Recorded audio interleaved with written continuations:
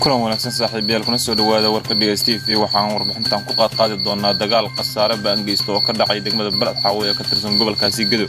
dagaalkaasi u dhaxeeyay ciidamada wasiirka amniga Jubbaland Cabdirashiid Xasan Cabdinuur Janan iyo ciidamada dowladda federaalka Soomaaliya ayaa wuxuu ka dhacay magaalada Balad Xaawo ee gobolkaasi Gadow. dagaalkaasi oo dhaliyay qasaare isugu jira dhimasho iyo dhaawac iyo burbur hantiyadeed ayaa ilaa ay muddo 12 saacadood ka socday magaalada Balad Xaawo walow haatan ay degan tahay xaaladda magaaladaasi Balad Xaawo. warbixin ayaan ka haynaa iyo waliba dadka ku geeriyooday inta ay yihiin.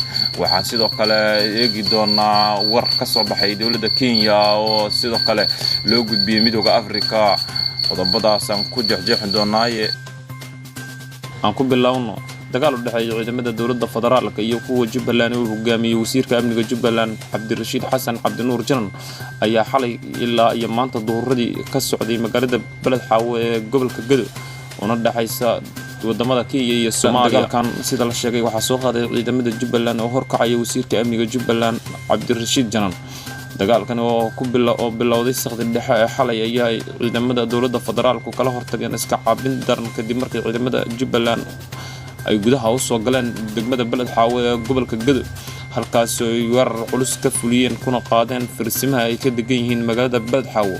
ciidamada dowladda federaalka Soomaaliya ee halkaas ku sugan ciidamada federaalka oo iska caabinaya ayaa dagaalka la soo adeegsaday hubkan noocyadiisa kala duwan iyadoo halkaas ka dhashay qasaare isugu jira dhimasho dhaawac iyo hanti burbur hantiyadeed. inta la xaqiijiyay dagaalka ilaa iyo hadda dhimashada la soo warinaya ayaa gaaraysa 30 qof halka dhaawac intaasi ka tira badan yahay hantiduna ay farabeel tahay halkaasi ku dhamaatay. ilaa iyo hadda dadka rayidka ah ee la soo sheegay waxay ka badan yihiin 20 qof iyadoo ciidamadu ay jiraan qasaare kala duwan oo soo gaaray ciidamada halkaasi ku dagaalamay. dadka rayidka oo badan caruur iyo haween madaafiic ugu tagtay guryahooda ayaa dhamaantood lagu soo warramaya inay u badan yihiin dad isku famil ah. inta la xaqiijiyay 5 caruur oo isku qoysa ayaa ku geeriyootay madfac habaaw oo ku dhacay gurigooda halkaas oo hooyadii dhashay caruurtaasna ay ku dhaawacantay. sida la soo sheegayo ilaa iyo 14 qof oo dad isku qoysa ayuu madfac ku dhacay gurigooda sababay inay dhamaantood geeriyoodaan kuna burburo halkaas gurigooda oo ku dambas beelo. ilaa iyo hadda si rasmi ah looma oga qasaaraha ka dhashay dagaalkaasi hase yeeshee qasaare baaxad leh oo soo gaaray naf iyo maalba ayaa ka jira halkaasi. haatan xaaladdu waa degan tahay waxaana guud ahaan magaalada gacanta ku haya sida la soo sheegayo ciidamada dowladda federaalka Soomaaliya waxaana dib looga saaray ciidamadii xalay la wareegay magaalada ee Jubbaland. dowladda federaalka Soomaaliya oo dagaalkaasi ka hadasay ayaa sheegtay inay ku qabqabatay ciidamada Jubbaland ayna ciidamo badan gacanta ku dhigtay dowladda federaalka. gudoomiyaha gobolka Gadow ee dowladda u magacaawday Goonjeex waxa la qabtay ciidamo gaaraya 250 askari. Goonjeex ayaa sheegay in ciidamada ay gacanta ku dhigan gaarayaan 250 askari ayna ka badan karaan ilaa iyo haddana ay rasaas goosgoos socoto waqti oo warbaahinta la hadlay. ilaa iyo hadda si rasmi ah looma oga tirada rasmiga ah ee laga hayo ciidamada Jubbaland hase yeeshee halkaasi waxa lagu qabtay ciidamo fara badan oo ka tirsan ciidamada Jubbaland ee xalay weerarka soo qaaday walow ciidamada dowladdu ah hareereeyeen ayna halkaasi ku qabteen ciidamada Jubbaland.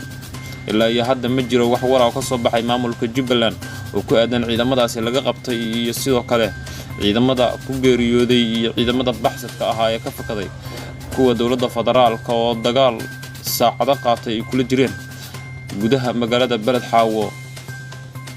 sidoo kale dowladda federaalku wali si rasmi ah uga maysa hadal dagaalka iyo qasaaraha ka dhashay waxaana sheegay wasiirka warfaafinta oo la hadlay inuu dagaalkaasi ahay mid bahalnimo ah dowladda federaalkuna ay ku aadeynayso dowladda Kenya inay soo abaabushay ayna sidoo kale hubka soo siisay ciidamada Jubbaland ee uu hogaamiyay wasiirka amniga Jubbaland Cabdirashiid Janan oo dowladda federaalku ay kal hore xirtay laguna soo eedeeyay dambiyo caalami ah oo ka galay gudaha Soomaaliya.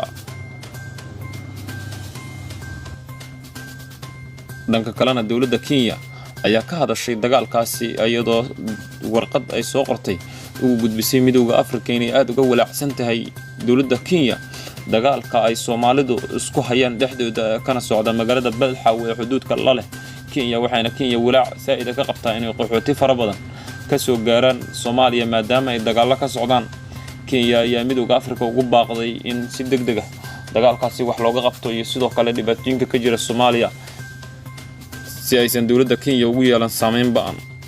Kenya iyo dawladda federaalku ku eedeynayso inay ka dambayso arrintan iyo dagaalkan ka socda gobolka Gedo ayaa warqadaasi soo saartay oo dirtay midowga Afrika. ilaa iyo hadda lama oga sababta ay dawladda Kenya oo bartilmaameedsanayso ugana hadlayso xiisadaha ka taagan xuduudda labadaasi dal. Dawladda Kenya ayaa in badan ku celcelisay inay aad uga soo horjeedo dagaalada ka socda gobolka Gedo iyo sidoo kale xuduudda Kenya ee Mandera.